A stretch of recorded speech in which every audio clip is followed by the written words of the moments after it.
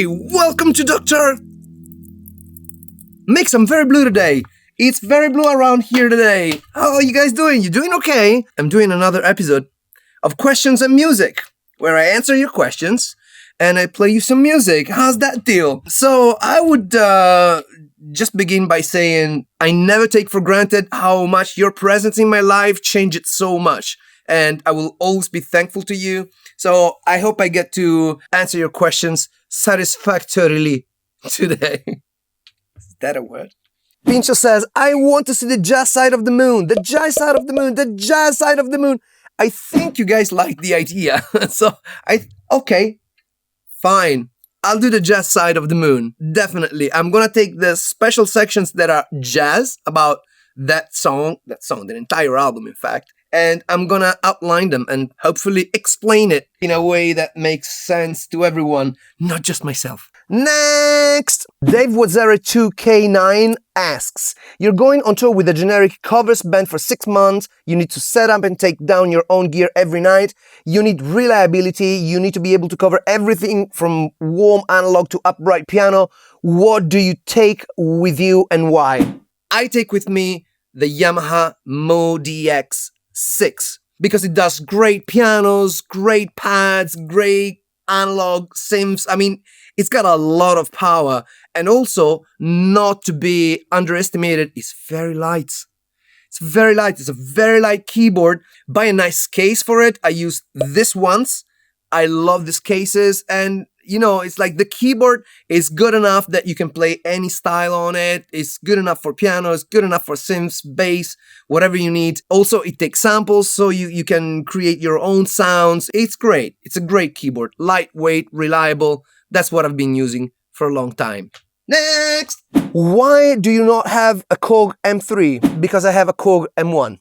Next! Black Knight Radio asks, do you get a video demonetized if you recreate a song? You may and you may not. The way the video gets demonetized is if the algorithm recognizes that you have played a song that is published. Most of the times they give all the rights to the owner of the music, which is, you know, a little bit, you know, I'm making all the videos, so all of the rights to the music, you know, maybe I've just played a little section of it. But listen, I'm not gonna argue with that. I'm not gonna debate that. I think it's good to have copyright in general. Sometimes you get just half demonetized, which is where you share the revenue with the artist. Sometimes you don't get demonetized at all because, you know, maybe you have remixed it in a way, or you played it in a way that the algorithm cannot find you out, but maybe somebody will manually find you out. So yeah, you can get demonetized.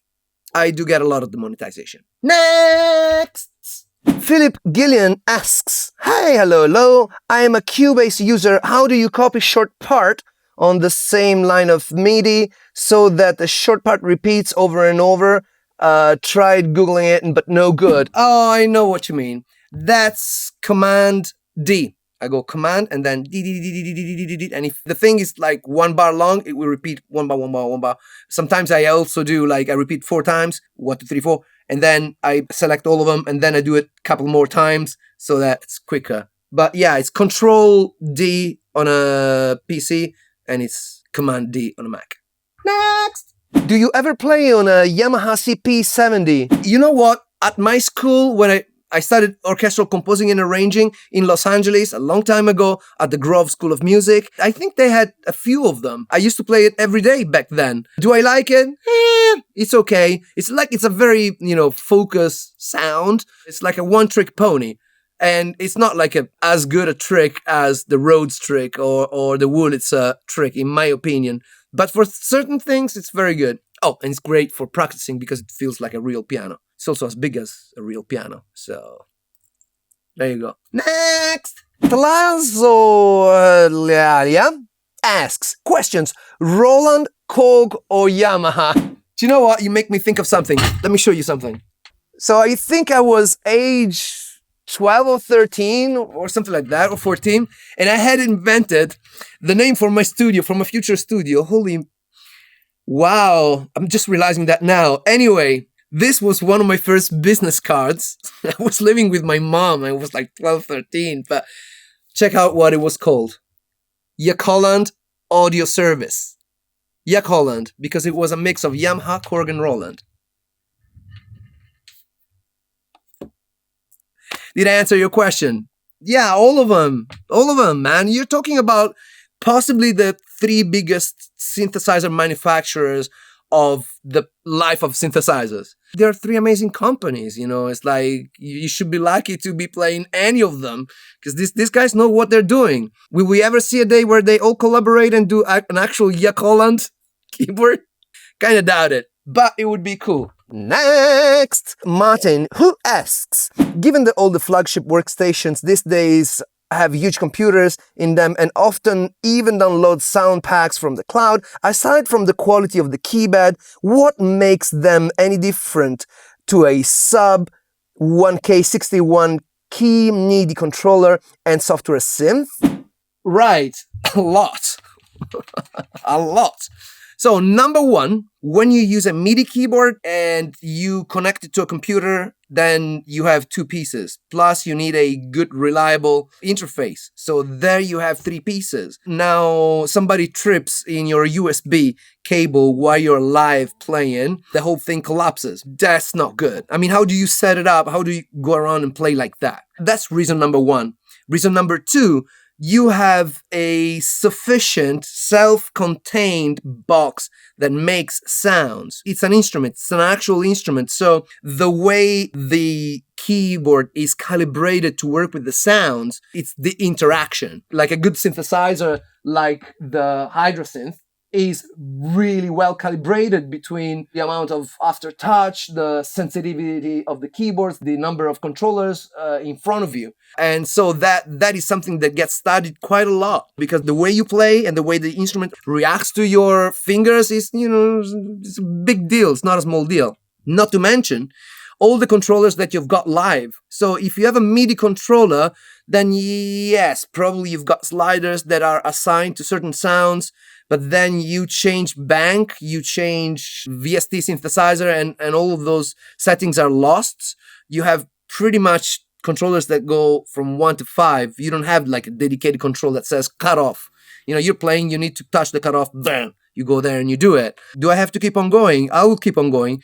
You turn it on and it takes just a few seconds to come to life, as opposed to you having to set up three pieces. Another thing, from one sound to the next, it takes like a split second.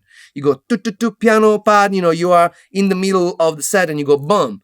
What if on your computer you have to go select different VSTs and you get interruptions between one sound and the other, but with big synthesizer you don't? Okay, I think that answers the question. A lot of reasons. And no, having a MIDI controller, a laptop, and an interface is not the same as having a big flagship synthesizer.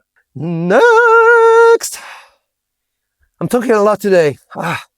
Next question is from Hosa P63. If you ever had a chance to get an original Moog modular synthesizer like Keith Emerson had, huge rack, would you get it? Yes, of course I would get it. I would so get it. The problem is that it's not easy to get them. And when you find them, they cost an absolute fortune. And as much as I like and love synthesizers, I don't think that when you're talking about like 24 grand or even more, I think it's a little bit unreasonable to be, you know, having to save money, sweat, and work in order to get that one big synth. Next, Clayton Collins asks, hey Doc, great vid. Is there any way that we can hear the M1 and the D50 only jam? And also, would you ever buy an Emax? I may buy an Emax, and with regards to the M1 and the D50, let me do it for you right now.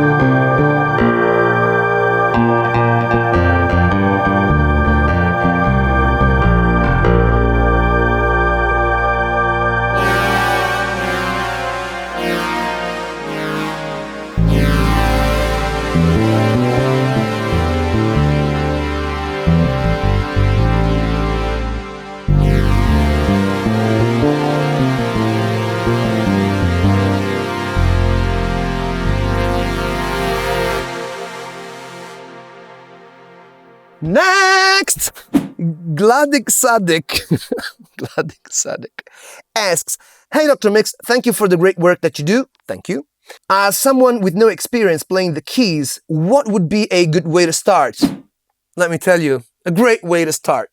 That's Skillshare. Skillshare is an online learning community where millions come together to learn and empower their creative minds. With thousands of inspiring classes on topics including illustration, graphic design, video, and music, Skillshare is a great place to explore your creativity. I recently enjoyed very much Music Theory Comprehensive Part 1, How to Read Music by Jason Allen. It's super well made, it's really clear, and it's very helpful. In fact, every class on Skillshare is curated specifically for learning. They have no ads, which is extremely cool. The first 1,000 people who use the link in my description will receive a 1-month trial to Skillshare Premium so that you can start exploring your creativity. How's that for an answer, Gladik Sadik? I hope you enjoyed that. And you asked as well, also, any recommendations for a first synth or keyboard? I think that you want to learn the basics of analog synthesis, which is what basically shapes every other synthesis that's been made after. So the concept of attack, decay, sustain, release, filters, and all of that. A cheap way to do it is to get the Yamaha Reface CS, which is the white one. It's an emulation analog synthesizer, but it sounds like super great. It's super small, super cheap. It's got very basic controls that really teach you how to use a synthesizer. I find it, great synthesizer for learning. It's got good polyphony and I love it. Otherwise, you can consider something like a Mini Brute by Arturia. I don't want to get pigeonholed now too much because I don't really know too many small synthesizer for beginners, but I'm sure you can go to Thomann.de and check out synthesizers below blah. And you will get a great choice. Do a little bit of research. Also know what you want to get out of a synthesizer and what you want to learn. So yeah, YouTube. And that's your answer. Next, Matt Smith asks, "Love you, Dr. Mix." Love you back, Matt Smith. "What's the secret behind those lovely Earth, Wind & Fire chords?" Oh, you mean the opening song of last episode? This one? It's a very simple answer. The secret is Charles Stepney. He was a very big and important part of the band, and he wrote the specific one, along with Maurice White, and I believe also the bass player. But he was a very powerful driving force behind the band. He also wrote for many different bands. I don't have all of them on the tip of my tongue, but you should check him out. Charles Stepney. Very good man.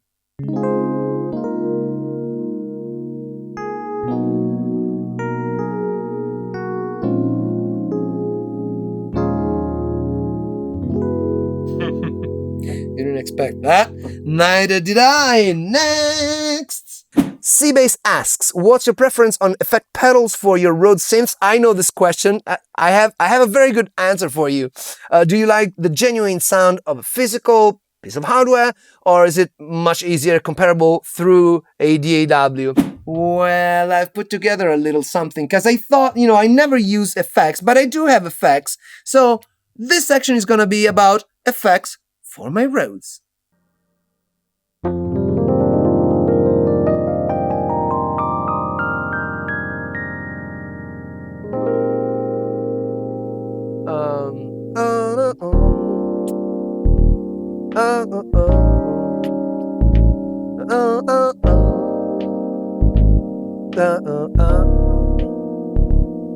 If it's violin she wants, let me play.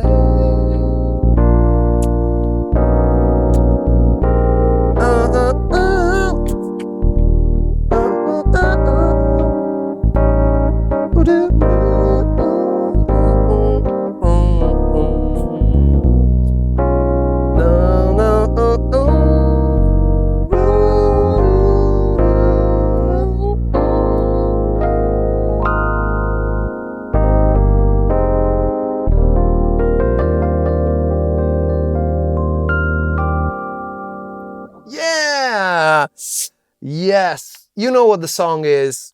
Just mention it in the comments. Come on, you know you want to.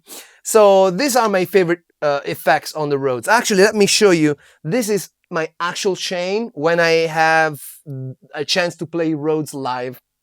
So I have a volume here.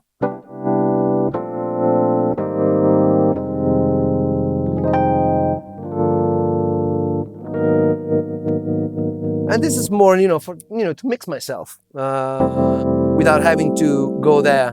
In fact, in this setup, I've bypassed the preamp altogether. I'm going straight into this pedal, which is a Ernie Ball. It's got a guitar impedance, and it's also stereo. I mean, I've been stomping on this guy forever, and it's like, it's like this guy is not going anywhere. So what I have next is a Crybaby.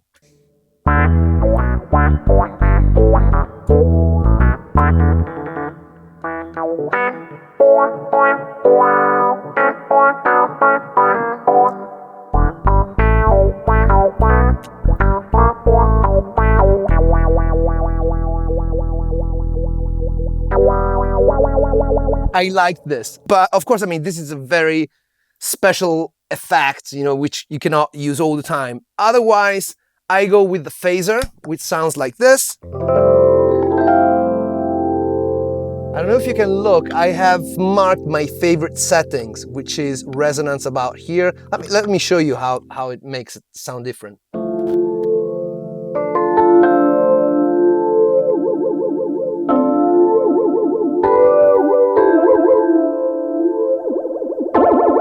And this is mode 2.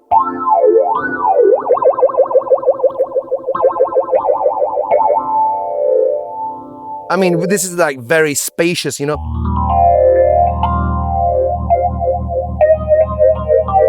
I think the best settings is mode 1 and then like this. Sorry. And so that's how I like it.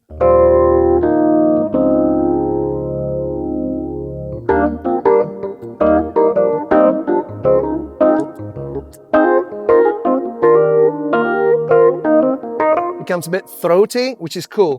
But my favorite ever is the Stisi Electronic, which I got from a famous guitar player in Italy. His name is Alex Britti. He's a sort of an Italian pop star. It's definitely an Italian pop star. Why sort of? He's a brilliant guitar player. And he gave me this one when we toured together. He said, listen, on the Rhodes, you gotta have this effect. And guess what? He was right. And I still keep it, and I've repaired it a million times. And it sounds like this. This is the chorus of it. Without it. With it.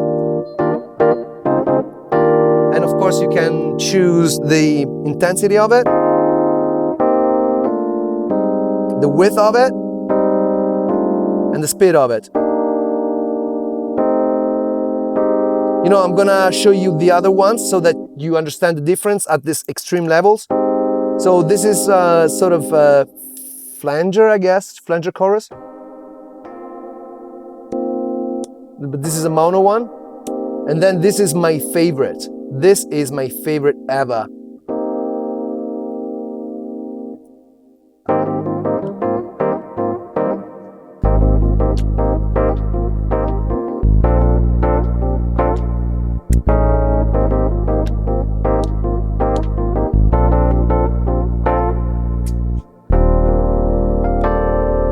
Maybe it's a bit too much like that, but you know what I mean? Check out. Without it, with it. It's like super, super lush, super spacious.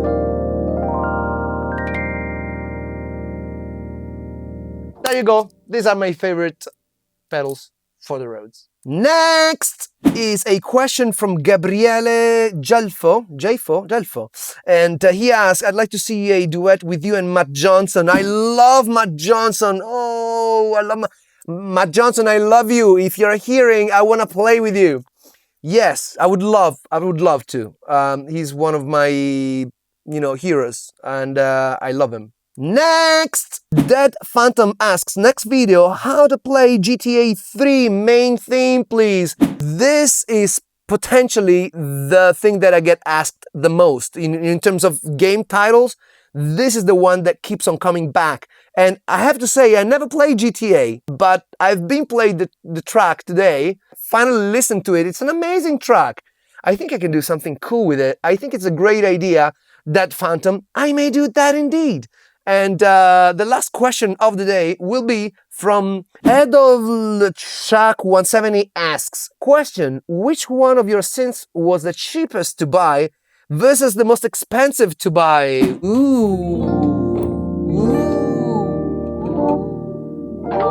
The cheapest is probably the free ones that I get. Those are the cheapest. But I think in terms of money, I got that Casio VL51. You know, let me grab it. There it is. The Casio VL Tone. This guy right here. This I got at a market, like a used market, and it still works. Da da da. Da da da. Yeah, this is the one. I think I paid something like, I don't know, maybe like the equivalent of £10. I love this little guy. Does that answer your question? I hope so. The most expensive synth that I got is probably that I had to pay with hard cash. Probably the Prophet 5, which I'm not gonna say how much I paid. Instead, I'm gonna play a little goodbye tune. Goodbye, Dr. Mixer. Thank you for watching this episode. Thank you to Skillshare for permitting me to do videos like this. I should study singing before I attempt doing it in front of 500,000 people. Shouldn't I? Thank you for watching Dr. Mix. Watch this next. I love you. You know I do.